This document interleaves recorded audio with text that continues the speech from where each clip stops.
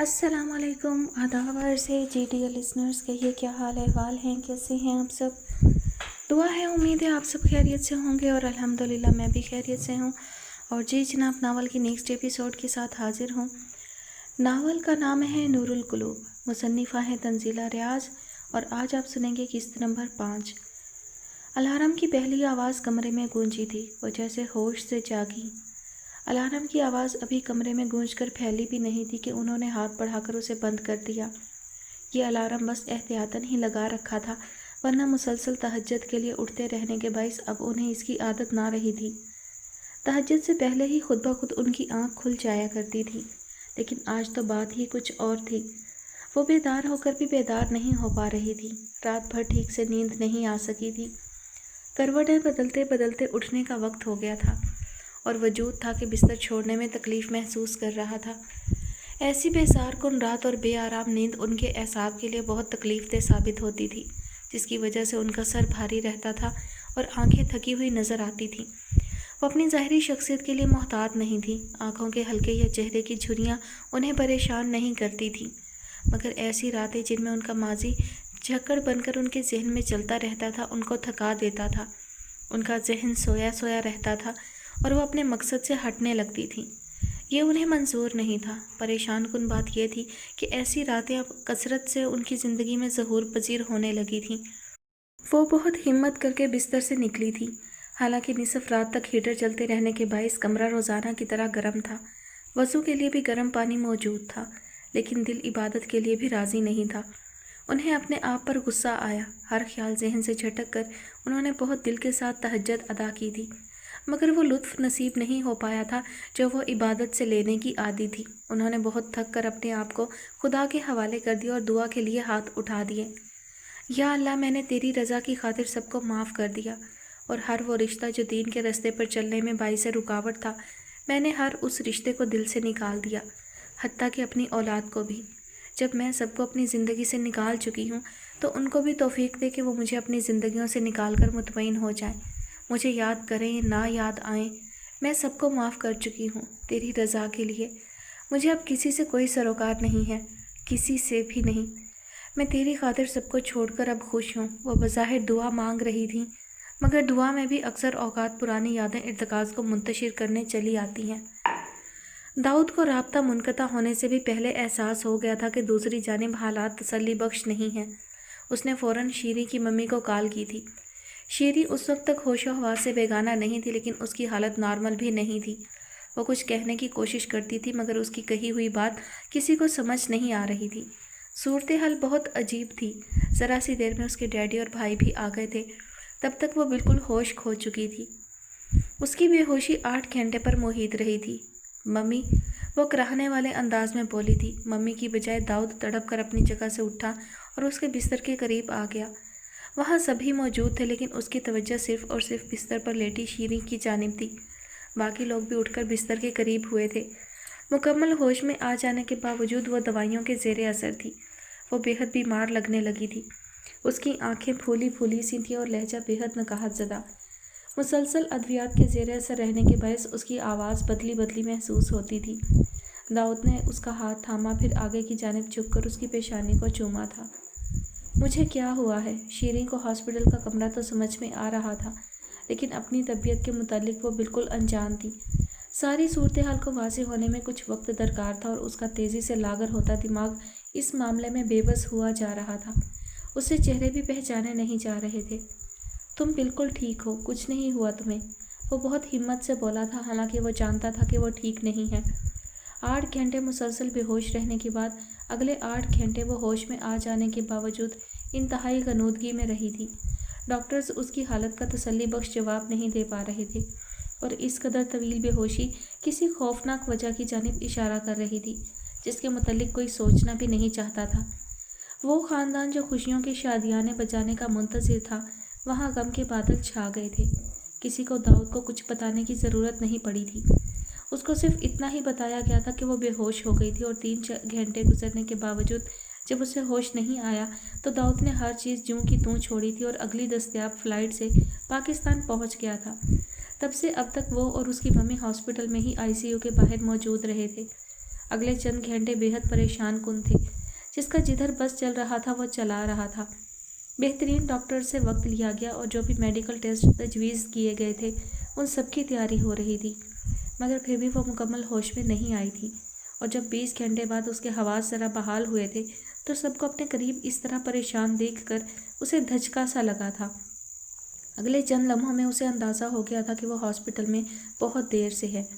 दवाइयों की खुशबू, उसके हाथ पर सजी सुइयां और परेशान चेहरे लिए करीब बैठे महबूब लोग उसके दिल को दहला रहे थे।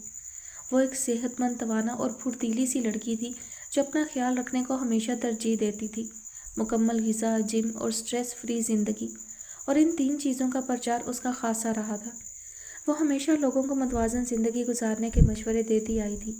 ज़रा से नज़ला ज़ुकाम की सूरत में भी वह मुकम्मल आराम करने की आदी रही थी। ऐसी सूरत हाल में उसका इस तरह बिस्तर पर आ जाना उसके अपने एहसाब के लिए बहुत भारी था। अपने वजूद को इस तरह बिस्तर पर लाचार पड़े देखना उसके लिए बहुत बड़ी बात थी। उसे डॉक्टर्स ने जो टेस्ट तजवीज़ किए थे वो भी आम नौइयत के ब्लड एग्जामिनेशन पर मुश्तमिल होने के साथ साथ CT स्कैन और MRI वगैरह भी थे। ये सब नाम उसे ही नहीं बाकी घर वालों को भी डराने के लिए काफ़ी था। हर शख्स के चेहरे पर एक खौफनाक कैफियत लिखी साफ नज़र आ रही थी, जो एक दूसरे से मख्फी रखने में मज़ीद अयां हुई जा रही थी। मेरी रिपोर्ट्स कब आएंगी? वो सिरहाने के साथ टेक लगाए बैठी थी। उसकी आवाज़ में मायूसी और थकन का मिला जुला गुबार साफ महसूस किया जा सकता था। अब वो गुज़िश्ता दिन से बेहतर थी। शुगर लेवल भी नॉर्मल था और अंदरूनी हर अज़ू की कारकर्दगी भी नॉर्मल थी, लेकिन वो बेइंतहा कमज़ोरी महसूस कर रही थी। उसका ब्लड प्रेशर भी नॉर्मल नहीं था, इसलिए डॉक्टर्स मज़ीद जांच पड़ताल कर रहे थे कि मसला क्या है। ये ज़्यादा परेशान कुन सूरत हाल थी कि पता नहीं चल पा रहा था कि उसके साथ ये सब हुआ क्यों है। उसके हाथ से अगरचे बरनौला भी उतार दिया गया था और दवाइयों का असर भी कम हो रहा था, जिससे उसके सोचने समझने की सलाहियत ठीक हो रही थी। लेकिन हॉस्पिटल से जाने की इजाज़त नहीं मिली थी और नई मुसीबत ये हुई थी कि उसकी एक आँख की बेनाई मुतासिर लगने लगी थी। वो मुसलसल एक आँख की बेनाई में कुछ धब्बे नज़र आने की शिकायत कर रही थी। उसकी आंखों की एग्जामिनेशन हो चुकी थी, जिसके रिजल्ट्स ठीक थे, लेकिन मज़ीद तफसीली चेकअप लिख दिए गए थे। डॉक्टर्स MRI की तरफ जोर दे रहे थे। वो सबकी जानिब सवालिया निगाहों से देखती थी और वहाँ से कोई जवाब ना पाकर मज़ीद मायूस नज़र आने लगती थी। उसे नहीं बताया गया था, लेकिन उसके कंसल्टेंट सर्जन ताहिर ने 90% ब्रेन ट्यूमर का खदशा जाहिर कर दिया था। दोनों तरफ के ख़ानदान के लिए ये एक बहुत बड़ा धचका था। अगरचे सर्जन ताहिर के पास अभी हतमी रिपोर्ट नहीं आई थी, मगर सब लोग बहुत डर गए थे। कहाँ लहंगे, गरारे, मेहंदी, चूड़ियों के तस्करे हो रहे थे और कहाँ अब सभी हाथ में तस्बीह लिए नज़र आने लगे थे। शीरी अपनी अम्मी के चेहरे को हमा वक्त दुपट्टे के हल्के में छुपा देखती थी। वो मुसलसल कुछ पढ़ती और उस पर फूंकती नज़र आ रही थी। सब समझ रहे थे वो कुछ नहीं जानती, मगर वो चेहरे पढ़ रही थी और उन सबकी हालत देखकर उसका दिल डूबता जा रहा था। 2 दिन में ही उसका चेहरा जर्द लगने लगा था। आंखों के गिद्ध स्याह हल्के हो गए थे। वो ऐसी ही थी। बीमारी से भी ज़्यादा बीमार हो जाने का खौफ उसे तशवीश में मुब्तला कर दिया करता था।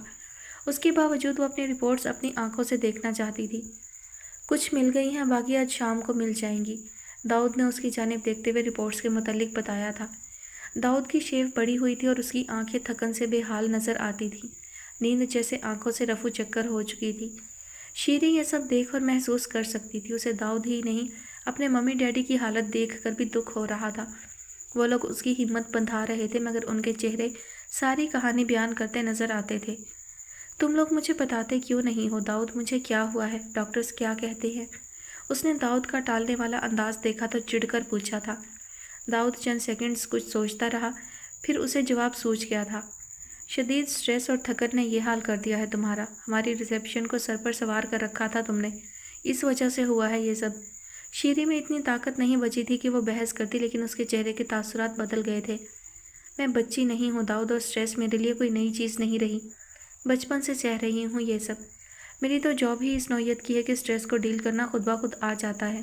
मुझे पता है तुम लोग मुझे कुछ नहीं बता रहे, लेकिन मुझे अंदाज़ा हो रहा है ये वक्त 200 साल पुराना नहीं है। मुझे गूगल करना आता है। मैं अपने सिम्टम्स को एनालाइज कर सकती हूँ। मैं जानती हूँ दाऊद, ये कैंसर है।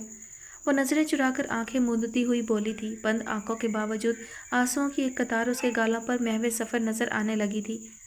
दाऊद को अंदाज़ा था कि वो ये कर सकती है, इसलिए उसने ताकीद की थी कि उसके हाथ में उसका मोबाइल फ़ोन ना दिया जाए। मगर जाहिर है उसने किसी से लेकर कुछ ना कुछ सर्च करने की कोशिश की थी, या शायद वो सिर्फ अंदाज़ा लगा रही थी। तुम गलत सोच रही हो यार, ऐसा कुछ भी नहीं। वो उसे समझाना चाहता था लेकिन वो खुद अपने लहजे को गलूगीर होने से बचा नहीं पाया था। नहीं है, जुमला मुकम्मल होने तक उसकी आंखें तर हो चुकी थी। ये हकीकत थी कि रिपोर्ट्स अभी डॉक्टर्स तक मुकम्मल उन तक नहीं पहुंची थी, लेकिन सबकी क्यास आराई कैंसर तक जाती नजर आ रही थी। सूबे भर में डॉक्टर्स की हड़ताल के बायस कुछ हंगामा आराई हो गई थी, जिसकी वजह से उन्हें ताख़ीर का सामना करना पड़ रहा था। उसके टेस्ट हो चुके थे लेकिन रिपोर्ट्स पर लैब के सीनियर कंसल्टेंट और सर्जन के आखिरी जांच के बाद दस्तखत बाकी थे, लेकिन उन्हें मिनिस्ट्री में किसी मीटिंग में जाना पड़ गया था, इसलिए ताख़ीर हो रही थी। वहाँ से रिपोर्ट्स मिलने के बाद सर्जन ताहिर के मशवरे से उन्हें फ़ौरन दुबई डिस्पैच किया जाना था। उन लोगों ने हर काम में इंतहाई फुर्ती दिखाई थी, लेकिन डॉक्टर्स की हड़ताल के बायस देर हो गई थी। मुझे बता दो दाऊद, मेरी रिपोर्ट्स में क्या है? उसका लहजा नम था और उसमें हज़ार हा खदशात सांसें लेते महसूस होते थे।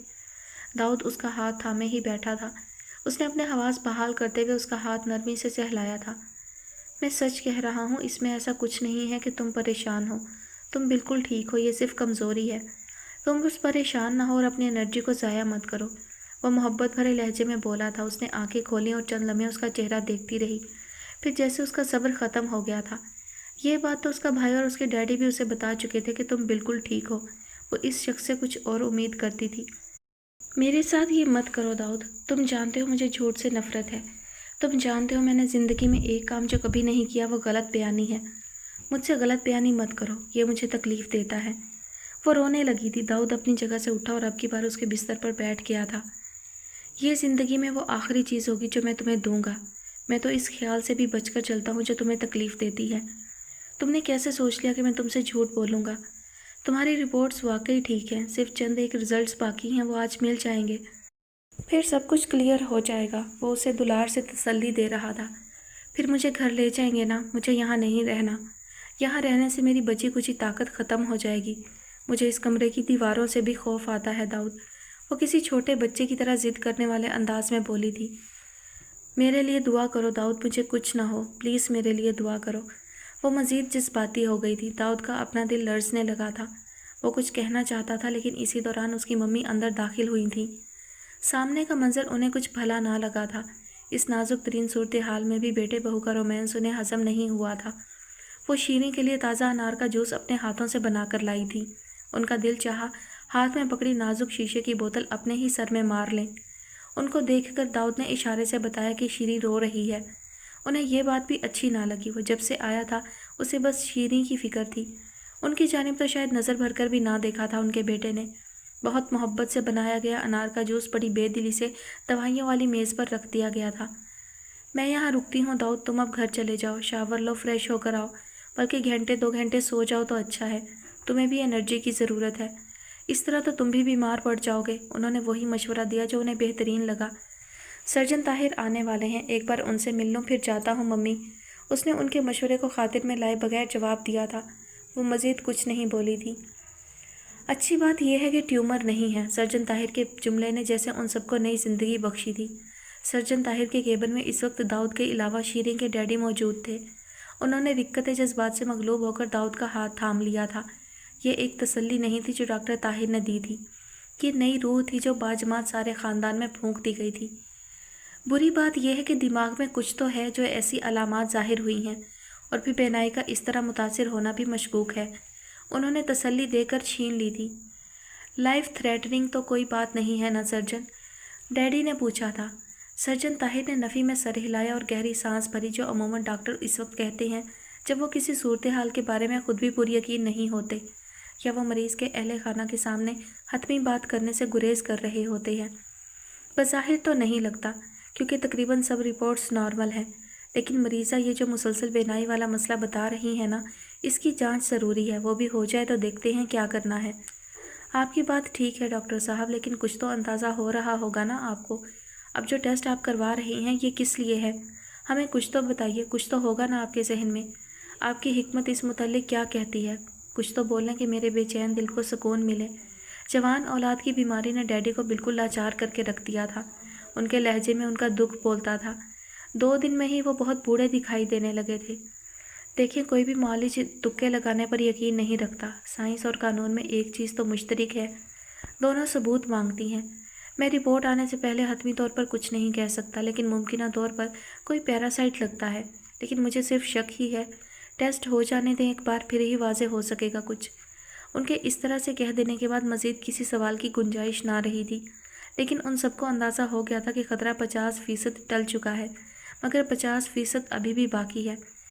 दवा के साथ दुआ के सिलसिले में भी तेज़ी आ गई थी। शीरी के घर में दुआ की महाफिल के साथ साथ हर रोज़ नादार लोगों को खाना खिलाया जा रहा था। बेशबहा सदक़ात दिए जा रहे थे। ख़ानदान में दोस्तों के हलके में इंटरनेट पर दुआ की दरख्वास्तें की जा रही थीं। गोया जिसकी समझ में जो आ रहा था वो करता चला जा रहा था। मैं अंदर आ जाऊं? वो सिरहाने को ज़रा ऊंचा किए बेदम सी लेटी थी जब दरवाजे पर दस्तक हुई। उसने ज़रा सी गर्दन मोड़ कर देखा। इजाज़त तलब करने वाला बाहर ही खड़ा था। वो ज़रा हैरान हुई, क्योंकि उसके हल्का अहबाब में कोई भी ऐसा नहीं था जो इतना फॉर्मल हो। वो ज़रा सा ऊंचा हुई और फिर नहीफ सी आवाज़ में यस कहा था। इस एक लफ्ज़ को बोलने की भी ख्वाहिश नहीं थी उसे। हालांकि वो अब काफ़ी बेहतर थी, लेकिन जिस्मानी कमज़ोरी से कहीं ज़्यादा ज़हनी कमज़ोरी बेचैन कर रही थी। दिमाग ठीक काम कर रहा था, सोचने समझने की सलाहियत बहाल हो चुकी थी, मगर एहसाब इस कदर निढाल थे, कुछ सोचने को जी नहीं चाहता था। क्या वो मरने वाली थी? क्या ज़िंदगी वाकई इस कदर मुख्तसर और इस कदर नाकाबिले भरोसा थी?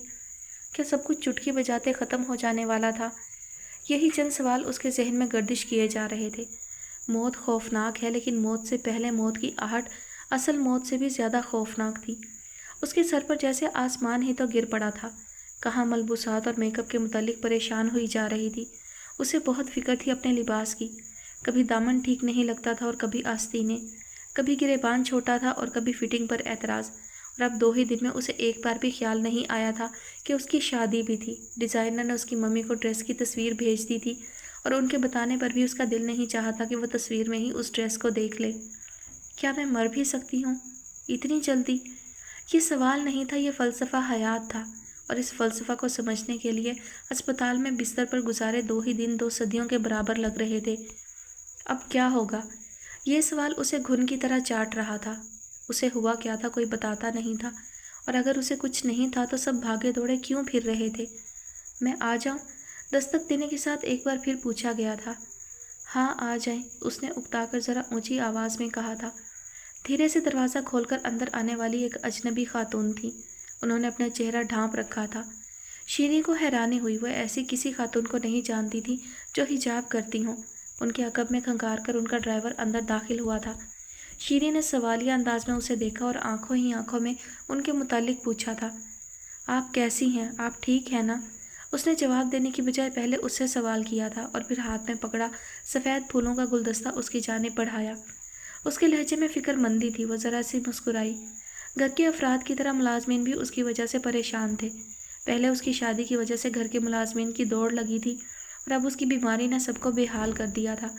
वो भी काफ़ी परेशान नज़र आता था। चेहरा जैसे बिल्कुल उतर गया था। मैं ठीक हूँ। आप फूल लाए हैं मेरे लिए? वो हैरान नहीं थी, बस सवाल बराए सवाल पूछ लिया था। उसने सर हिलाया और फूल उसके बाजू के करीब रख दिए।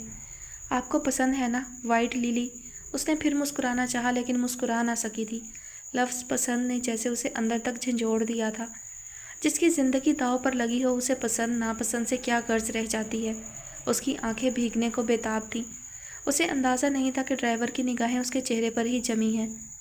ऐसा क्यों कर रही हैं आप? क्यों सोचती हैं उल्टा सीधा? बिल्कुल ठीक हो जाएंगी, कुछ नहीं होगा आपको। उनके घर के सभी मुलाजमीन घर के अफराद की तरह थे। वो बहुत दिल से तसल्ली दे रहा था। शीरी ने सर हिलाया और एक बार फिर सवालिया निगाहों से उसकी जानिब देखकर कमरे में मौजूद दूसरी खातून के मुतालिक इस्तफसार किया था। ये बहुत बरकसीदा खातून है, इनकी दुआ बहुत जल्द कबूल होती है। मैंने इनसे जिक्र किया था आपका, ये आपको दुआ देने आई हैं, वो कह रहा था। शीरी अपनी हथेलियों पर वज़न डालती हुई बिल्कुल उठकर बैठ गई थी। यह तो बहुत अच्छा किया आपने, मुझे दुआओं की अशद ज़रूरत है, वो सदके दिल से बोली थी। इतना परेशान क्यों होती हो? बीमारी तो सेहत का सदका होती है और सदका वक्त पर अदा कर देना अच्छा होता है, वरना ज़रूरत से ज़्यादा और ख्वाहिश से बढ़कर अदा करना पड़ता है। उन खातून ने अपने चेहरे से हिजाब उतारते हुए कहा था। शीरी उनको देखती रह गई थी। उसने अपने इर्द गिर्द बेहद हसीन चेहरे देखे थे, लेकिन इतना सहर कर देने वाला, इस कदर पुरनूर चेहरा कभी नज़र से ना गुजरा था। اس کی نگاہیں ہپنوٹائز ہو کر جیسے ان کے چہرے پر جم سی گئی تھی۔ میرا اندازہ درست نکلا، سرجن طاہر نے کہا تھا۔ داؤد کا دل اچھل کر حلق میں آ گیا تھا۔ اس کے جسم کا ایک ایک تار کان بن گیا تھا جو سرجن طاہر سے کچھ اچھا سننے کی امید کر رہا تھا۔ It's toxoplasmosis, a parasite, a brain eater virus. Surgeon Tahir ایک ایک لفظ پر زور دے رہے تھے۔ ان کے چہرے پر روز کی نسبت آج زیادہ نرمی، زیادہ ملائمت تھی، جیسے انہیں اس خاندان کے نقصان پر افسوس ہو۔ اس بار ان کے کیبن میں داؤد اور شیریں کے ڈیڈی کے علاوہ ان کا ڈرائیور بھی موجود تھا جو رپورٹس لے کر آیا تھا۔ وہ تینوں ہی جی جان سے سرجن کی جانب متوجہ تھے۔ ٹاکسوپلازموسس، داؤد نے سمجھ میں نہ آنے والا لفظ دہرایا تھا۔ ہمیں سادہ زبان میں سمجھائیں سرجن، ہمیں نہیں آتی یہ مشکل باتیں سمجھ، ڈیڈی نے تھکے ہوئے انداز میں پوچھا تھا۔ سرجن طاہر کے چہرے پر موجودہ تاثرات سے اندازہ لگانا مشکل تھا کہ یہ پریشان کن بات ہے یا نہیں، لیکن لفظ وائرس نے سب کو چوکنا کر دیا تھا۔ وہ سب پڑھے لکھے لوگ تھے، لیکن کوئی کامرس پڑھ چکا تھا، کوئی فائنانس، بائیولوجی، ایناٹومی سے کسی کو بھی زیادہ دلچسپی نہیں رہی تھی۔ جی، ٹاکسوپلازموسس، انہوں نے پھر نام بتایا تھا۔ سرجن طاہر کے علاوہ ان تینوں نے یہ نام پہلے کبھی نہیں سنا تھا۔ وہ انہیں تفصیل بتانے لگے تھے۔ بنیادی طور پر یہ ایک پیراسائٹ ہے جو جانوروں کے فضلے میں پایا جاتا ہے۔ انسان کے جسم میں یہ متاثرہ جانور کے گوشت یا گندے پانی سے منتقل ہونے کا چانس ہوتا ہے۔ میں آپ کو پریشان نہیں کرنا چاہتا، لیکن یہ ختم نہیں کیا جا سکتا، یعنی اسے کسی سرجری، کسی دوائی سے جسم سے نکالا نہیں جا سکتا۔ سرجن طاہر کی بات مکمل ہونے سے بھی پہلے ڈیڈی نے زاروں قطار رونا شروع کر دیا تھا۔ میری بیٹی بہت قیمتی ہے طاہر صاحب، یہ مت کہیں، یہ مت کہیں۔ داؤد نے ان کی جانب دیکھا، لیکن وہ بھی فی الوقت ان کو تسلی دینے کے قابل نہیں تھا۔ ان کا ڈرائیور ہی آگے بڑھا تھا اور ان کے کندھے پر ہاتھ رکھ دیا۔ آپ میری بات تو سنیں، یہ جسم میں موجود رہے گا، لیکن یہ لا علاج نہیں ہے، اور اس سے آپ کی بیٹی کی جان کو کوئی خطرہ نہیں ہے۔ ان کی جتنی بینائی متاثر ہو چکی ہے وہ تو واپس نہیں لائی جا سکتی، لیکن اگر وہ ایک صحت مند لائف سٹائل کو فالو کرتی رہیں اور اپنی امیونٹی کو بڑھائے رکھے تو اس سے انشاءاللہ مزید کوئی خطرہ نہیں ہوگا۔ یہ پیراسائٹ ایک بار جسم میں چلا جائے تو اسے نکالا نہیں جا سکتا، لیکن اچھی بات یہ ہے کہ یہ برسہ برس جسم میں موجود رہنے کے باوجود خوابیدہ حالت میں رہتا ہے، اور اگر کبھی کمزور مدافعاتی نظام اسے بیدار کر کے ایکٹیو کر بھی دے تو جسم میں اینٹی باڈیز پیدا ہو چکی ہوتی ہیں جو اس سے لڑنے میں کام آتی ہیں۔ ابھی ہم مریضہ کا علاج شروع کریں گے، ان کو 30 دن آبزرویشن میں رکھیں گے، اس کے بعد انشاءاللہ وہ اپنی نارمل زندگی کی جانب لوٹ جائیں گی۔ وہ اب کی بات جیسے خوشخبری سنا رہے تھے۔ ڈیڈی کے آنسو مزید تیزی سے بہنے لگے تھے۔ یا اللہ تیرا کرم، مالک تیرا کرم۔ ساتھ ساتھ وہ رب کا شکر ادا کر رہے تھے۔ داؤد نے سینے میں کب سے دبی سانس اطمینان سے خارج کی تھی۔ ان کی حالت دیکھ کر سرجن طاہر کے چہرے پر مسکراہٹ سی چمکی تھی۔ طاہر صاحب، ایک بات میں مزید پوچھنا چاہ رہا تھا کہ یہ پیراسائٹ شیریں کی باڈی میں داخل کیسے ہوا؟ یعنی وہ کیا وجوہات رہی ہوں گی کہ شیریں کو یہ انفیکشن ہوا؟ انہوں نے یہ سوال سن کر سر ہلایا، پھر کچھ سوچ کر بولے، ہم اس بارے میں صرف قیاس آرائی کر سکتے ہیں، یا اس بارے میں مریضہ خود ہی کچھ بتا سکتی ہیں کہ انہوں نے کیا کھا لیا تھا۔ ہو سکتا ہے متاثرہ پیراسائٹ والا گوشت یا سی فوڈ جو مکمل طور پر پکایا نہیں گیا ہوگا، یا شاید وہ گندا پانی پی بیٹھی ہوں گی، کیونکہ اس پیراسائٹ کی جسم میں منتقلی کے یہی دو ذرائع ہیں، لیکن حتمی طور پر کچھ کہنا مشکل ہے۔ پھر وہ ایک لمحے کے لیے رکے۔ آپ غالباً ان کے شوہر ہیں، وہ اس کے چہرے کی جانب دیکھ رہے تھے۔ وہ کچھ اور کہنا چاہتا تھا، پھر اس نے اپنے ہمراہ آئے باقی دو لوگوں کی جانب دیکھا اور اطمینان سے سر ہلا دیا۔ اسے نہیں پتہ چلا تھا دو نگاہیں کس قدر ناپسندیدگی سے اسے دیکھ رہی تھیں۔ ایک مسئلہ اور بھی ہے، آپ لوگ جب بھی پریگنینسی پلان کریں گے آپ کو یہ بات اپنی گائنی کو بتانی پڑے گی، کیونکہ اس پیراسائٹ کا سب سے زیادہ خطرہ آپ کے ہونے والے بچے کو ہو سکتا ہے۔ اس لیے آپ اپنی گائنی کو اس پیراسائٹ کا نام لے کر پہلے سے بتائیں گے تاکہ وہ ابتدا میں ہی آپ کو احتیاطی تدابیر بتا سکے۔ داؤد نے سر ہلایا تھا لیکن مزید کچھ نہیں پوچھا تھا۔ شیریں کے ڈیڈی کی موجودگی میں بالخصوص اس بارے میں مزید کچھ پوچھنا اسے اچھا نہیں لگا تھا۔ ابھی وہ صرف شیریں کے متعلق سوچ کر خوش ہونا چاہتا تھا۔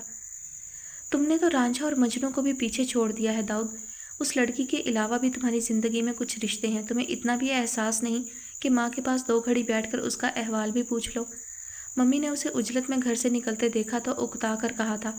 وہ 10 منٹ پہلے آیا تھا اور اب پھر باہر نکلنے کی تیاری کر رہا تھا، حالانکہ وہ توقع کر رہی تھی کہ شاید اب وہ ان کے پاس بیٹھ کر ان سے بھی باتیں کرے گا، لیکن اسے پھر باہر کی جانب جاتا دیکھ کر انہیں تاؤ آ گیا تھا۔ پاکستان میں ان کا حلقہ احباب ویسے ہی بہت مختصر تھا اور جو 4-6 دوست تھے وہ سب شیریں کی بدولت ہی ان کے سرکل میں شامل ہوئے تھے۔ آج کل سب کے پاس بات کرنے کے لیے بس شیریں کی غیر متوقع پراسرار بیماری تھی۔ وہ سب بار بار اس وائرس کے متعلق بات کرنا چاہتے تھے جس کا نام ان میں سے کسی نے پہلے نہیں سنا تھا، جبکہ اس بیماری کی گفتگو سے وہ اب اکتانے لگی تھی۔ انہیں عجیب سے خدشات ستانے لگے تھے جن کا ذکر بھی وہ کسی سے نہیں کر سکتی تھی۔ انہیں اگرچہ داؤد نے سب تفصیلات بتا دی تھیں مگر انہیں تسلی نہیں ہوئی تھی۔ ڈاکٹر نے بات اس قدر محتاط انداز میں کیوں کی تھی؟ کیا داؤد کی ہونے والی اولاد کسی جسمانی نقص یا بیماری کا شکار ہو کر پیدا ہونے والی تھی؟ نہ چاہتے ہوئے بھی یہ سوال ان کے ذہن میں گردش کرتا رہتا تھا اور وہ اس کے متعلق کسی سے بات بھی نہیں کر سکتی تھی کیونکہ انہیں فوراً خود غرض ہونے کا طعنہ دے دیا جاتا۔ Mummy I am so sorry, مجھے خود بھی احساس ہے کہ مجھے آپ کے پاس بیٹھنا چاہیے، لیکن ابھی شیریں، اس نے اتنا ہی کہا تھا کہ ممی نے اس کی بات کاٹ دی۔ شیریں شیریں شیریں، اس کے علاوہ کچھ اور ہے تمہارے پاس؟ میں تھک گئی ہوں اس لڑکی سے، اس کی بیماری سے اور تم سے بھی۔ وہ اپنی ہی سوچ کو مناسب الفاظ نہیں دے پا رہی تھیں، لیکن ان کی اندرونی کشمکش ان کے چہرے پر لکھی نظر آ رہی تھی۔ داؤد پلٹ کر ان کے پاس آیا تھا۔ وہ کاؤچ پر ٹانگیں چڑھائے بیٹھی تھیں۔ وہ ان کے قدموں میں بیٹھ گیا۔ ان کا چہرہ کچھ دنوں میں ہی بے حد عمر رسیدہ لگنے لگا تھا۔ داؤد جب سے آیا تھا اس نے واقعی اپنی ممی کو اب نظر بھر کر دیکھا تھا۔ وہ کچھ کہنا چاہتا تھا لیکن ممی نے اسے یہ موقع نہیں دیا تھا۔ انہوں نے اس کا ہاتھ تھام لیا تھا۔ میں تمہاری ماں ہوں داؤد، میں تمہارا بھلا ہی چاہوں گی۔ میں کبھی ایسی بات نہیں کروں گی جو تمہارے لیے باعث نقصان ہو یا باعث آزار ہو۔ ابھی بھی مان لو یہ لڑکی ٹھیک نہیں ہے۔ نکل آؤ اس کے چکر سے۔ میں نے بی بی سے پوچھا تھا، اس نے کہا کہ اس کے ستارے تمہارے ستاروں سے میل کھاتے ہیں، تم لوگ ایک ساتھ کبھی خوش نہیں رہ سکتے، تم ہمیشہ مسائل کا شکار رہو گے۔ اب یہی دیکھ لو، ایسی بیماری جس کا نام بھی کسی نے نہیں سن رکھا، شیریں کو وہ ہو گئی ہے۔ اس میں نشانی ہے داؤد۔ وہ یکدم آگے کو جھکی اور اپنے دونوں ہاتھ اس کے کندھوں پر رکھ دیے۔ سمجھنے کی کوشش کیوں نہیں کرتے تم؟ ابھی بھی وقت ہے داؤد، ابھی بھی سمجھ جاؤ، چھوڑ دو اسے۔ تم خود سوچو، یہ سب ہو جانا اس جانب اشارہ نہیں کرتا کہ ابھی بھی وقت ہے، ابھی بھی سوچا جا سکتا ہے۔ مان لو داؤد، قدرت تمہیں وقت دے رہی ہے۔ داؤد نے ان کے ہاتھ میں دبا اپنا ہاتھ کھینچ کر الگ کیا تھا۔ ممی، وہ اتنا ہی کہہ سکا، الفاظ منہ میں ہی دم توڑ گئے تھے۔ اسے بے حد برا لگا تھا۔ اس کی ممی بہت خود غرض تھیں۔ یہ وقت ہے ان باتوں کا، اور سوچنا کیا ہے؟ شادی گڈے گڈی کا کھیل ہوتی ہے کیا؟ کیا سوچوں میں؟ اور سوچنے لائق تو کئی سال پہلے ہی نہیں رہا تھا میں، آپ نے کبھی رہنے ہی نہیں دیا مجھے اس قابل۔ اس نے اپنی پیشانی کو اپنے بائیں ہاتھ سے سہلانے کی کوشش کی تھی۔ اس کے الفاظ بے ربط تھے، اس کے دل کی حالت اس کے چہرے سے عیاں تھی، اسے جیسے بولنے میں رکاوٹ ہو رہی تھی۔ اور آپ اتنی وہمی کیوں ہو گئی ہیں؟ پہلے تو ایسی نہیں تھی آپ۔ کیوں سوچتی رہتی ہیں الٹا سیدھا؟ کیوں آپ کو ہر بار دوسروں کے ستاروں میں مسئلہ لگنے لگتا ہے؟ ممی، ہو سکتا ہے میرے کرتوتوں میں کوئی مسئلہ ہو کہ میرے ساتھ وابستہ ہر چیز مسائل کا شکار ہو جاتی ہے۔ کیا پتہ یہ میں ہوں جو اس لڑکی کو ہمیشہ مشکل میں ڈال دیتا ہوں۔ وہ مزید کچھ کہنا چاہتا تھا لیکن ان کی بات نے اسے عجیب سے صدمے سے دوچار کر دیا تھا۔ وہ بنا کچھ کہے باہر نکل گیا تھا اور وہ وہیں بیٹھی رہ گئی تھی، لیکن ان کی آنکھیں بھیگنے لگی تھیں، ان کا دل بہت بوجھل ہو رہا تھا۔ میں تمہیں کیسے سمجھاؤں داؤد، یہ ماں کا دل ہے، اور ماں کا دل اولاد کے بارے میں ہمیشہ صحیح سوچتا ہے۔ مہر افروز بار بار دستک دینے پر بھی جب دروازہ نہیں کھلا تو انہوں نے اس کا نام لیا تھا اور بآواز بلند لیا تھا۔ دروازے کے بالکل ساتھ ایلومینیم کی کھڑکی تھی جس کا ایک شیشہ دائیں طرف ہٹا ہوا تھا۔ اندر کی جانب لگے بلائنڈز بھی ادھ کھلے تھے جس سے اندر کی چہل پہل باہر کھڑے محسوس ہوتی تھی۔ وہیں سے آنے والی موسیقی کی آواز سے بھی بخوبی اندازہ ہوتا تھا کہ اندر کوئی موجود ہے، مگر دروازہ نہیں کھل رہا تھا، اسی لیے انہوں نے مسلسل دستک سے اکتا کر آواز دے ڈالی تھی۔ انہیں اب ساری صورتحال سے الجھن ہونے لگی تھی۔ وہ فوراً سے پیشتر وہاں سے چلی جانا چاہتی تھی مگر پھر بھی کچھ تھا جو ان کو روک لیتا تھا۔ جب اتنا پیٹرول پھونک کر یہاں تک آ ہی گئی ہو تو اب اس سے مل کر ہی جانا۔ چند مزید منٹ انتظار کرنے میں حرج ہی کیا ہے؟ پہلی دستک کے بعد سے انہوں نے خود کو یہ باور کروانا شروع کر دیا تھا۔ دروازہ پھر بھی نہیں کھلا تھا اور ان کا پارا مزید ہائی ہونے لگا تھا۔ وہ کبھی مہر افروز سے ملنے نہ آتی لیکن 7 سمندر پار بیٹھا ان کا بیٹا مسلسل فون کر کے انہیں یاد دہانی کروانا نہیں بھولتا تھا کہ مہر اکیلی ہے، اس کے والدین پاکستان چلے گئے ہیں، وہ کہیں ایز اے پیئنگ گیسٹ رہ رہی ہے۔ اب پلیز اسے کال کرتی رہا کریں، ویکینڈ پر اسے اپنے پاس بلوا لیا کریں، اس سے ملنی چلی جایا کریں، اس کا خیال رکھا کریں ممی۔ ان کا بیٹا جب جب انہیں فون کرتا تھا گھما پھرا کر گفتگو کا نیوکلیس مہر افروز بن جاتی تھی۔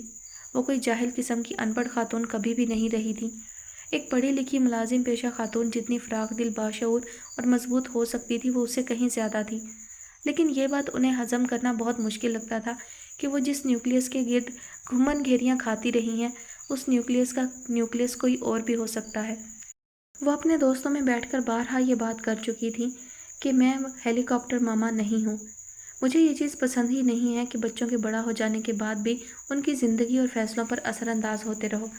داؤد بڑا ہو چکا ہے، اپنا اچھا برا سوچنے کے قابل ہو چکا ہے، میں اب اس کی زندگی میں مداخلت نہیں کرتی۔ لیکن حقیقت یہ تھی کہ انہیں اس امر سے تکلیف ہوتی تھی کہ داؤد اپنے فیصلے اب ان سے پوچھ کر کرنے کے بجائے ایک جمعہ 8 دن پہلے زمین سے نکلی لڑکی سے پوچھ کر کرتا ہے۔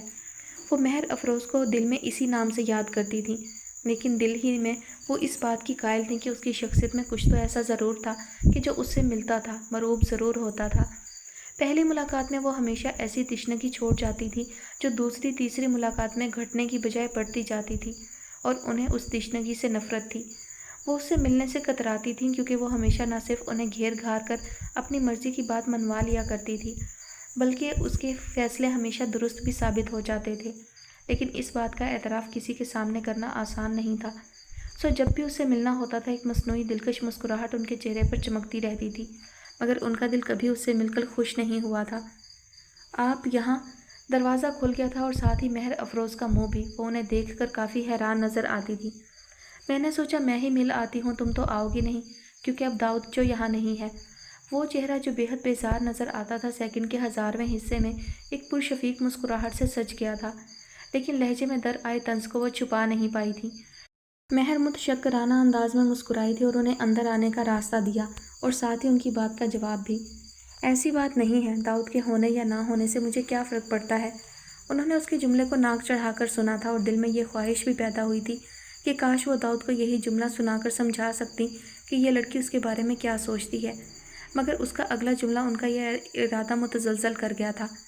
میں آپ سے کبھی داؤد کی وجہ سے نہیں ملی۔ آپ اتنی کرزمیٹک، اتنی پاورفل شخصیت کی مالک ہیں کہ آپ سے ملنے کے لیے کسی دوسرے تیسرے سہارے کی ضرورت نہیں پڑتی۔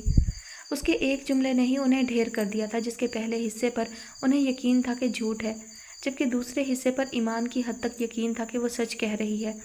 سو وہ مسکراہٹ جو جبری چہرے پر سجائی گئی تھی یکدم اخلاص کے لبادے میں لپٹ گئی۔ اپنے برینڈڈ بیگ کو کلائی پر لٹکائے ہائی ہیل کے ساتھ ٹک ٹک کرتے وہ چپ چاپ چھوٹے سے لاؤنج نما ہال میں داخل ہوئی تھیں۔ تنقیدی نگاہیں ادھر ادھر ڈالتے پہلی نظر میں ہی وہ سستی سی اکاموڈیشن انہیں مہر افروز کے شایان شان نہیں لگی تھی۔ وہ اس کے والدین کے ولا میں چند ایک بار جا چکی تھی۔ یہ عام سا فلیٹ اس ولا کے مقابلے میں سرونٹ کوارٹر جیسا تھا۔ اس کے بعد انہوں نے مہر افروز پر غور کیا تھا۔ مہر سلیپنگ پجامہ سوٹ میں تھی، بالوں کا جوڑا بنا رکھا تھا اور آنکھیں نیند سے بھری تھیں۔ وہ شاید سوئی ہوئی تھی، تبھی دروازہ کھولنے میں تاخیر ہوئی تھی۔ انہیں وہ کچھ کمزور بھی لگی۔ بہت عجیب سی جگہ ہے، انہوں نے فوراً اپنی رائے دی تھی۔ وہ ان کے سامنے پڑی کرسی پر بیٹھی پھر مسکرائی۔ میری سیلری میں یہی جگہ افورڈ کی جا سکتی تھی، اس نے لگی لپٹی رکھے بغیر صاف جواب دیا تھا۔ وہ حیران ہوئی تھی۔ کیا مطلب؟ انہوں نے آنکھیں پھیلاتے ہوئے کہا، پھر کرسی پر ذرا آگے کو اس کی جانب جھکی۔ تمہارے پیرنٹس سپورٹ نہیں کر رہے تمہیں؟ فنڈز نہیں دیتے؟ اس نے نفی میں گردن ہلائی۔ ان کا دل فوراً نرم پڑا تھا۔ اس نے کندھے اچکائے، انداز ناک سے مکھی ہی نہیں مچھر تک اڑا دینے والا تھا۔ 18 سال سے وہی سپورٹ کر رہے تھے، مزید کتنی دیر فنڈز لوں ان سے؟ انہیں یہ بات ہضم نہیں ہوئی تھی۔ وہ استہزائیہ انداز میں ہنسی۔ تم اولاد ہو ان کی، تم لے سکتی ہو۔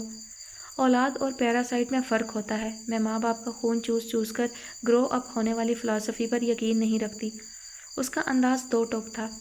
یہ عجیب بات کی تم نے، تمہارا حق ہے یہ، جب تک تم اپنے پاؤں پر کھڑی نہیں ہو جاتی انہیں فنڈز دیتے رہنا چاہیے۔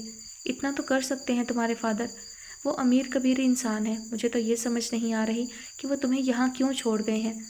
وہ ان کی بات کا جواب دینے کی بجائے فریج کی جانب چلی گئی۔ پھر اس نے 2 ٹن نکالے تھے، واپس ان تک آتے ہوئے وہ 1 ٹن کھول بھی چکی تھی۔ اس نے وہ ٹن ان کی جانب بڑھایا۔ انہوں نے ہاتھ کے اشارے سے منع کر دیا۔ اگلے 1 منٹ میں اس نے خالص پاکستانی کلچر کا مظاہرہ کرتے ہوئے بالکل اصرار نہیں کیا تھا، بلکہ وہ کھلا ہوا ٹن اپنے منہ سے لگا چکی تھی۔ انہیں یہ بات بھی بے حد بری لگی۔ پہلے وہ ان کی بات کا کوئی جواب دیے بنا اٹھ گئی تھی اور اب مہمان کی تواضع کرنے کی بجائے وہ خود اپنے آپ کو انٹرٹین کر رہی تھی۔ انہوں نے اپنی رائے پر یقین کی مہر ثبت کی تھی۔ اسے کوئی سلیقہ، کوئی تمیز نہیں تھی۔ وہ قطعاً اچھی بہو کی کیٹیگری میں فٹ نہیں آتی تھی۔ یہ میرا ذاتی فیصلہ تھا آنٹی، آپ میری فکر مت کریں۔ میں داؤد نہیں ہوں اور میرے پیرنٹس بھی آپ جیسے نہیں ہیں۔ وہ چاہتے تھے میں وقت پر اڑنا سیکھ لوں، اسی لیے میں نے سیکھ لیا تھا۔ مجھے مینج کرنا آتا ہے۔ اس کا انداز ایک بار پھر اس قدر دو ٹوک تھا کہ وہ چپ رہ گئی۔ انہیں کوئی سروکار بھی نہیں تھا۔ میں کافی بناتی ہوں آپ کے لیے۔ وہ اٹھ کر کچن کی جانب چلتی تھی۔ وہ بھی گہری سانس لیتے ہوئے اپنے بلڈ پریشر کو اعتدال میں لانے لگی۔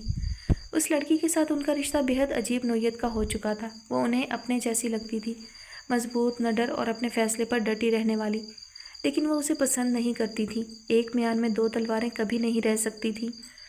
تم سے یہ بات ہضم ہی نہیں ہو پا رہی کہ تمہارے بیٹے نے تم سے رضامندی لیے بغیر ایک لڑکی پسند کر لی ہے۔ انہوں نے بہت جھجک کر سارا مسئلہ اپنی ایک دیرینہ دوست سے فون پر ڈسکس کیا تھا جو چند سال قبل دبئی سے پاکستان شفٹ ہوئی تھی۔ اس نے ہنستے ہوئے ان کی بات کو مذاق میں اڑا دینا چاہا۔ مجھے لڑکی پسند کرنے پر کوئی اعتراض نہیں ہے، لڑکی پر ہے۔ داؤد کی چوائس اچھی نہیں ہے، وہ کل کو پچھتائے گا۔ انہوں نے گہری سانس بھر کر کہا تھا۔ نہیں پچھتاتا، وہ ایسا بچہ نہیں ہے، لیکن اگر پچھتائے گا تو بھی تسلی رکھو کہ تم سے نفرت نہیں کرے گا۔ اسے یہ بات تکلیف نہیں دے گی کہ اس کی شادی جیسے مسئلے میں اس کی ماں نے ٹیپیکل دیسی ماؤں کی طرح پٹ سیاپا ڈال رکھا تھا۔ ویسے بھی میں مہر افروز سے مل چکی ہوں، وہ بہترین لڑکی ہے۔ اپنے سرکل میں اس سے اچھی بہو نہیں مل سکتی تمہیں۔ وہ داؤد کو سمجھانے کی بجائے ان کو ہی سمجھانے لگی تھی۔ میں اپنے دل کا کیا کروں صبیحہ، مجھے چین نہیں آتا۔ مجھے ایسا لگتا ہے جیسے میرا بچہ اس لڑکی کی وجہ سے کبھی خوش نہیں رہ پائے گا۔ وہ بہت باروب، بہت ضدی طبیعت کی مالک ہے، اپنے پوائنٹ آف ویو سے ایک انچ پیچھے ہٹنے کو تیار نہیں ہوتی۔ ایسے گھما گھما کر باتیں کرتی ہے کہ اس کی ماننی ہی پڑتی ہے۔ یقین کرو اس کی اس عادت کی وجہ سے میں اس سے بحث کرتے ہوئے کتراتی ہوں۔ 18-19 سال والی لڑکیوں جیسی کوئی بات ہی نہیں ہے اس میں، چہرے پر ذرا معصومیت نہیں ہے، اور ہو بھی کیوں۔ 14 سال کی عمر سے پارٹ ٹائم جابز کرتی رہی ہے، اب پڑھ بھی رہی ہے اور یہاں دبئی میں ماڈلنگ کر رہی ہے۔ سمجھو گھاٹ گھاٹ کا پانی پی رکھا ہے۔ میرا معصوم سا اکلوتا بچہ ہے، میں کیسے اسے ایک اتنی ہوشیار لڑکی کے چنگل میں پھنسا رہنے دوں؟ وہ روحانسی ہوئی جا رہی تھی۔ ان کی سہیلی چند لمحے تو کچھ بول ہی نہ سکی، جیسے کچھ تدبیر سوچ رہی ہو۔ اچھا مجھے بتاؤ تم کیا چاہتی ہو، میں کیسے مدد کر سکتی ہوں تمہاری؟ میں بات کروں داؤد سے، سمجھاؤں اسے؟ شاید میری ایڈوائس سے کچھ افاقہ ہو، بالآخر اس نے پوچھا تھا۔ نہیں، بات ایڈوائس سے آگے نکل چکی ہے۔ میرا احمق بیٹا باتوں سے یا نصیحتوں سے سمجھنے والا ہوتا تو میں اسے سمجھا چکی ہوتی۔ اس کا علاج کرنا پڑے گا۔ ان کا لہجہ دو ٹوک سا تھا۔ کیا مطلب؟ علاج کیسا؟ صبیحہ تمہیں یاد ہے نوشابہ کا بیٹا کسی کرسچین لڑکی کے عشق میں ایسے ہی گرفتار ہوا تھا جیسے میرا داؤد ہے؟ اس کا بھی ایسا ہی طوفانی قسم کا افیئر چل رہا تھا۔ تب تم نے کسی پہاڑی علاقے سے کسی بی بی صاحبہ سے کوئی تعویذ لا کر دیا تھا، اور شاید کوئی کھانے کی چیز بھی تھی، چینی یا گڑ تھا شاید۔ اس تعویذ کی برکت سے نوشابہ کا بیٹا بالکل راہ راست پر آ گیا تھا۔ چند ہفتوں میں اسے اس لڑکی کی شکل سے بھی نفرت ہو گئی تھی۔ تم پلیز مجھے بھی ان سے تعویذ دلوا دو یا پھر میرا ان سے رابطہ کروا دو۔ وہ منتوں پر اتر آئی تھی۔ صبیحہ کی جھنجھلائی ہوئی آواز بھی انہیں بری نہ لگی تھی۔ تو بات تمہیں اب تک یاد ہے یہ بات؟ 10 سال پرانا قصہ ہے یہ، اور وہ تعویذ نہیں تدبیر سے ٹھیک ہوا تھا۔ 3 بار وقفے سے ریہیب سینٹر چھوڑ کر آئی تھی اس کی ماں اسے، کیونکہ وہ کرسچین لڑکی کے چکر میں ہی نہیں تھا، اس کی اپنی بھی ٹھیک ٹھاک قسم کی خراب عادات تھیں۔ ایڈکٹیو تھا وہ، ہیروئن پیتا تھا اور شراب بھی۔ تمہیں کس نے بتا دیا کہ میرے تعویذ لا کر دینے سے ٹھیک ہو گیا تھا وہ؟ ارے بھائی، میں اتنی ہی کارآمد ہوتی تعویذ لانے کے معاملے میں، وہ بھی پہاڑی علاقوں سے، تو اپنے بیٹوں کے لیے نہ لے آتی کچھ، جو شادیاں کر کے اپنی اپنی بیگمات کو پیارے ہو چکے ہیں۔ میرا مشورہ ہے ان خرافات سے نکل آؤ اور بچوں کو جینے دو اپنی زندگی۔ لڑکے اپنی پسند سے شادی کریں یا ماں باپ کی پسند سے، انہوں نے بالآخر ماؤں کی دسترس سے نکلنا ہی ہوتا ہے۔ تم کیوں اپنے اتنے پیارے بیٹے کو اپنے پلو سے باندھ کر رکھنا چاہتی ہو؟ اڑنے دو اسے، کھوجنے دو اپنے حصے کا آسمان۔ اپنی مرضی سے جانے دو گی تو ساری زندگی تمہاری طرف پلٹ پلٹ کر آتا رہے گا، ورنہ تمہاری شکل دیکھنے کا بھی روادار نہ رہے گا۔ ایک سہیلی اس سے بہتر مشورہ نہیں دے سکتی تھی انہیں، لیکن انہیں بے حد برا لگا۔ خواہ روادار نہ رہے گا میری شکل دیکھنے کا؟ اکلوتی اولاد ہے میری، سوئی میں دھاگا ڈال ڈال کر جیسے ریشم پر پھول کاڑے جاتے ہیں نا، ایسے پالا ہے میں نے اسے۔ اس کے باپ کی وجہ سے جوانی بھی خسارے میں گزار دی، اور اب اس کی وجہ سے بڑھاپا بھی خسارے کی نظر کر دوں؟ یہ نہیں ہوگا مجھ سے۔ تم مجھے مشورہ دینے کی بجائے ان بی بی صاحبہ کا نمبر دے دیتی تو زیادہ اچھا ہوتا، لیکن خیر، میں نوشابہ سے مانگ لوں گی، وہ بھڑک کر بولی تھی۔ ان کا لہجہ بھی روکھا سا ہو گیا۔ یہ صبیحہ ہی تھی جس نے اپنے تینوں بیٹوں کو اپنی مرضی سے اپنی بھتیجیوں سے بیاہ دیا تھا، اور اب یہی صبیحہ انہیں بیٹے کی لو میرج کا مشورہ دے رہی تھی۔ اوہو، ناراض کیوں ہوتی ہو؟ ڈھونڈ دیتی ہوں تمہیں نمبر۔ लेकिन फिर भी सोच समझ कर उठाना कोई भी कदम। इकलौता बेटा है तुम्हारा। वो उनकी सहेली थी, उन्हें समझाना चाहती थी लेकिन उन पर कोई असर नहीं हुआ था। चंद दिन बाद सबीहा ने उन्हें एक नंबर टेक्स्ट कर दिया था। उन्होंने भी ताख़ीर किए बिना बीबी साहिबा से फ़ोन पर बात की थी। उन्हें कुछ दुआएं पढ़ने के लिए दी गई थी और कुछ दुआएं चीनी पर दम करके उस लड़के को खिलाने की ताकीद की गई थी। उनके जहन से बोझ हट सा गया था। बीबी साहिबा से फ़ोन पर बात करने के बाद उन्होंने मेहर अफरोज़ को लैंडलाइन पर फ़ोन किया था। वो उसे अपने घर चाय पर इनवाइट करना चाह रही थी। फ़ोन उसकी लैंड लेडी ने रिसीव किया था। मेहर कल रात की फ़्लाइट से लंदन चली गई है, उन्हें बताया गया था। वो दंग रह गई थी। आपकी चाय।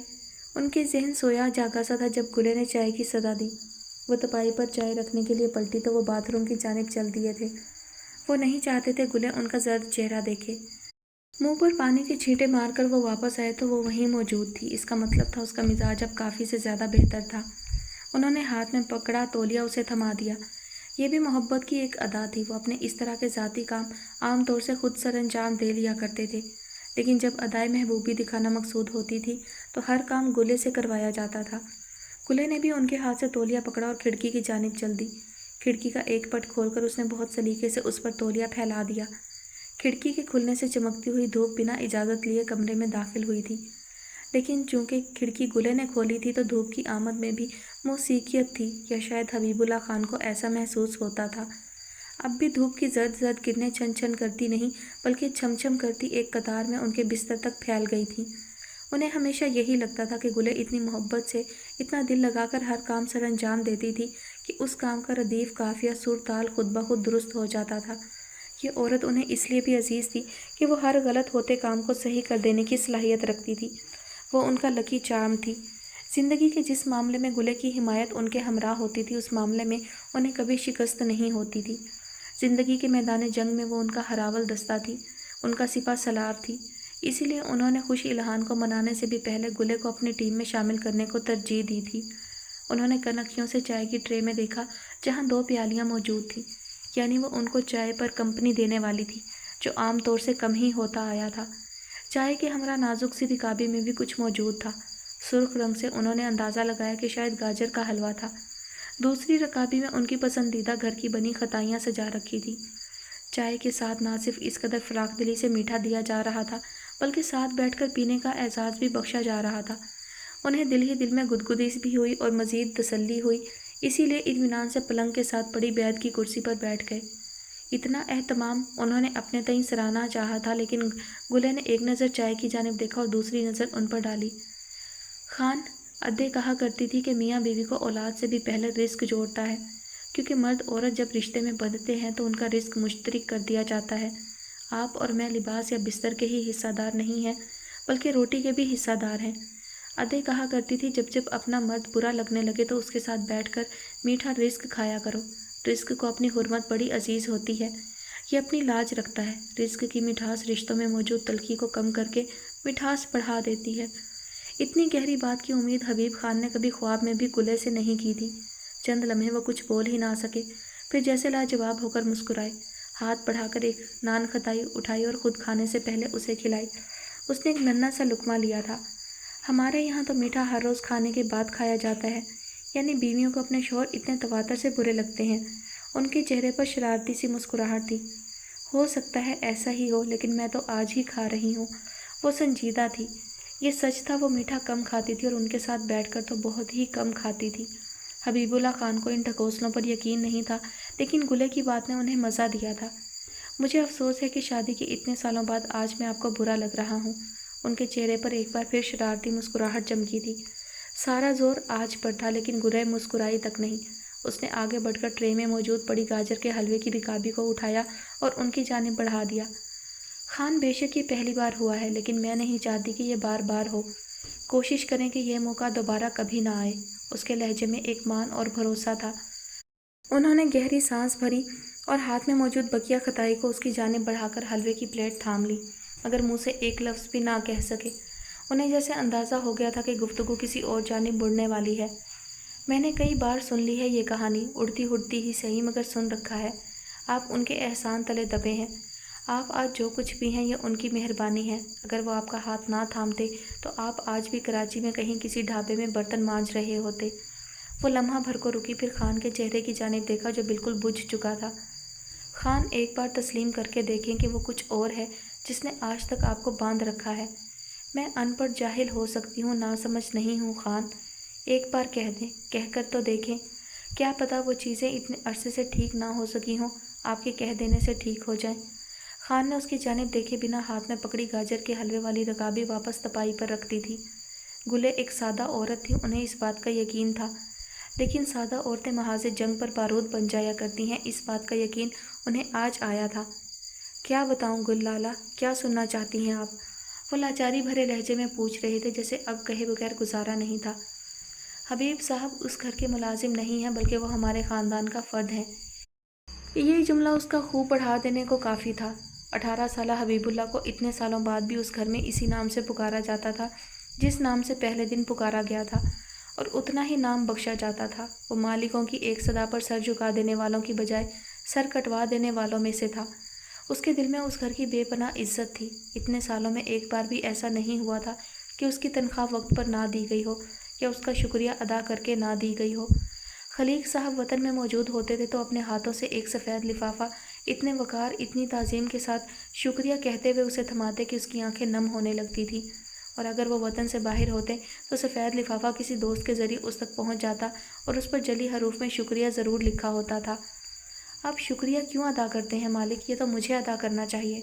उसने एक बार पूछ ही लिया था, उसे जवाब दिया गया, अरे भाई, आप हमारे मोहसिन हैं, आपका शुक्रिया अदा करना वाजिब है हम पर। वो क्यों? वो कैसे? उसने फिर पूछा था। उसकी ज़ुबान पर अभी भी हज़ारवीं की झलक आती थी, तो बाज़ औक़ात वो जुमला दोहराकर अपना मफ़हूम वाज़े करने की कोशिश करता था। हबीब साहब, हर मुलाजिम अपने मालिक का मोहसिन होता है, क्योंकि उसे मालिक बनाने वाला उसका मुलाजिम ही होता है। आप मेरे हिस्से का काम करते हैं क्योंकि वो काम मैं खुद नहीं कर सकता। मैं इतना ही फन्ने खान हूँ तो ये काम खुद क्यों नहीं कर लेता? मेरे घर जब कोई मेहमान भी आता है तो वो मुझे सराहता है कि मेरा घर ना सिर्फ साफ़ सुथरा है, बल्कि यहाँ मौजूद हर चीज़ मेरी गैर मौजूदगी में भी निफासत की आला मिसाल कायम करती है। यानी वो मुझे उस चीज़ के लिए सराहते हैं जो मैं कई सालों से कर ही नहीं रहा, वो तो आप कर रहे हैं। यानी आपने मेरी नाअहली को अपनी मुस्तैदी से छुपा रखा है, मेरा पर्दा रखते हैं आप। तो फिर आप मेरे मोहसिन हुए ना? खुद ही बताइए, क्या शुक्रिया कहना वाजिब नहीं हो जाता मुझ पर? मेरा पर्दा रखते हैं आप। वो अपना मतमाए नज़र बहुत अच्छे तरीके से समझाते थे। उस रोज़ हबीबुल्लाह की आंखें शुक्रगुजारी के बोझ से छलक पड़ी। उसके सामने मालिक और मुलाजिम के रिश्ते की सारी केमिस्ट्री 2 जुमलों में बयान कर दी गई थी। खुदा कैसा मेहरबान रहा था उस पर। उसे रिस्क भी अता किया जा रहा था और ताज़ीम भी। एक हलाल रिस्क होता है, लेकिन जब यही रिस्क बेहद ताज़ीम के साथ आप तक पहुंचाया जाता है तो वो कमाल रिस्क होता है। हबीबुल्लाह कमाल रिस्क पाने वालों में से था। हबीब साहब, ये उसका नाम नहीं था, ये उसका एजाज़ था, तमगा हुस्न कारकर्दगी, और उसे इस एजाज़ से अकीदत थी। उसे अपना आप मौत पर लगता था। वह अब पहाड़ों में बसने वाला कोई आम सा हबीबुल्लाह नहीं था। उसका अंदाज़े गुफ्तगू, उसका उठने बैठने का सलीका और उसके पढ़े लिखे होने का रोब उसकी शख्सियत के सहर को हर गुजरते दिन के साथ बढ़ा रहा था। खलीक साहब के इसरार पर वो प्राइवेट ग्रेजुएशन कर रहा था, लेकिन पढ़ाई से ज़्यादा उसे एक दूसरी किताबों के मुतालिया का शौक़ था। नई पुरानी किताबें वो ढूंढ ढूंढ कर लाता रहता था और फिर उनमें गुम रहता था, लेकिन अपने फ़र्ज से रूगर्दानी उसने कभी नहीं की थी। अगरचे घर के मालिक अपने कुनबे समेत वतन से बाहर रहते थे और उसकी जिम्मेदारियां बहुत ज़्यादा नहीं थीं, मगर जब भी वो वतन में होते थे तो उन सब की एक आवाज़ पर लब्बैक कहना उसकी आदत थी। लेकिन उन आवाज़ों में एक आवाज़ ऐसी भी थी जिसे वो सोते हुए भी नज़रअंदाज नहीं कर सकता था, और वो आवाज़ खलीक साहब की बेटी शीरीं की थी। ऐसे लगाते हैं गियर, ऐसे तो कोई अंधा भी गियर नहीं लगाता होगा हबीब साहब, जैसे आप लगाते हैं। वो उसे गाड़ी चलाना सिखा रही थी। हालांकि वो उम्र में उससे छोटी थी, लेकिन तमीज़ से मुखातिब करने के बावजूद वो डांटती भी बहुत ज़्यादा थी। हबीबुल्लाह ने ज़िंदगी में कभी तरीके से गाड़ी नहीं चलाई थी, लेकिन खलीक साहब जब पाकिस्तान आते थे तो छोटी मोटी कोई गाड़ी ख़रीद लेते थे, और महीने 2 महीने बाद जब वापस जाना होता था तो गाड़ी बेच जाया करते थे। इसीलिए उसे थोड़ी बहुत समझ बूझ तो थी। ये पहली बार था कि उन्होंने हबीबुल्लाह को ड्राइविंग सीखने की तरगीब दी थी और उसे थोड़ा बहुत सिखाना शुरू किया था। ये देखें, इधर हाथ रखें और आगे की जानिब पुश करें, डी पर रखें और एक्सीलेट करें, ऐसे बताया था ना डैडी ने। उसने जो कहा वही करके दिखाया, लेकिन उसे तस्दीक भी करवानी चाहिए थी। हबीबुल्लाह ने बिना सोचे समझे सर हिलाया। गाड़ी आहिस्तगी से आगे की जानिब बढ़ी थी। ہیئر یو گو، وہ اس کی جانب دیکھ کر فخر سے ہنسی تھی جیسے بہت خوشی ہوئی ہو۔ گاڑی دھیرے دھیرے آگے بڑھنے لگی تھی۔ آپ کو سمجھ میں آ رہا ہے نا؟ وہ اسے پوچھ رہی تھی۔ حبیب اللہ کا سارا دھیان ڈرائیونگ کی ہی جانب تھا، لیکن اسے سمجھ کچھ بھی نہیں آ رہی تھی۔ اور سچ بات یہ ہے کہ اسے ڈر بھی لگ رہا تھا۔ وہ جب ساتھ ہوتی تھی تو اس سے ویسے بھی کوئی کام ڈھنگ سے نہیں ہو پاتا تھا، لیکن پھر بھی اس نے سر ہلایا۔ جی میں سیکھنے کی کوشش کر رہا ہوں۔ اچھی بات ہے، آپ جلد سیکھ لیں گے، لیکن یہ مولا جٹ والا ہاتھ کام نہیں آئے گا۔ ذرا محبت سے ٹریٹ کریں اسے، یہ گاڑی ہے، آپ کے ابا جان کا ریکارڈ پلیئر نہیں ہے کہ آپ تھپڑ مار مار کر گانے پلے کرتے رہیں گے۔ ایسے ہی بتایا تھا نا ڈیڈی نے، وہ ناک چڑھا کر بولی تھی۔ حبیب اللہ کو بالکل ہنسی نہیں آئی تھی۔ جی ٹھیک ہے، وہ سعادت مندی سے بولا تھا۔ گاڑی تھوڑا سا مزید آگے بڑھی تھی اور اب وہ گھر سے ذرا دور ہو گئے تھے۔ وہ پوش ایریا تھا، سڑک پر سناٹا تھا۔ کچھ دیر بعد وہ اس مقام پر پہنچ گئے جہاں دائیں طرف گلی تھی، جبکہ سامنے سے ایک اور گاڑی آ رہی تھی۔ اسے واپس کیسے موڑیں گے؟ یکدم اس نے حبیب اللہ کی جانب دیکھ کر پوچھا تھا۔ وہ چونک کر ذرا سا اس کی جانب مڑا تھا۔ آپ کو گاڑی چلانی نہیں آتی؟ اس نے پوچھا تھا۔ شیرین نے پہلے نفی میں گردن ہلائی، پھر اثبات میں گردن ہلاتے ہوئے بولی، آتی ہے لیکن اب اتنی اچھی بھی نہیں آتی، بھول جاتی ہوں میں کبھی کبھی۔ اسی اثنا میں سامنے سے آنے والی کار ہارن بجانے لگی تھی، کیونکہ یہ بالکل سیدھ میں چلتے چلے جا رہے تھے۔ بریک لگائیں نا، اس نے گھبرائی ہوئی آواز میں مشورہ دیا تھا۔ وہ کیسے لگاتے ہیں؟ اب کی بار اس کی آواز میں بھی گھبراہٹ تھی۔ سامنے سے آنے والی گاڑی ہارن بجاتے بجاتے خود ہی سائڈ سے نکل گئی تھی، لیکن اس کے عقب میں ایک بائک چلی آ رہی تھی۔ یہ اس پر پاؤں رکھیں، زور سے دبائیں، جلدی کریں۔ بائک کو دیکھ کر حبیب اللہ کے اوسان خطا ہوئے تھے۔ اس نے بریک پیڈل کی جانب اشارہ کرتے ہوئے کہا تھا۔ ابھی تک اس کو سب سے زیادہ شدھ بدھ بریک لگانے ہی کی آئی تھی، جبکہ وہ اس کی بتائی ہوئی ہدایات پر عمل کر رہی تھی، مگر آج کا دن اچھا نہیں تھا۔ ٹھک کی زوردار آواز آئی تھی۔ اس نے زور سے چیخ ماری تھی، جبکہ حبیب اللہ نے آنکھوں پر ہاتھ رکھ لیے تھے۔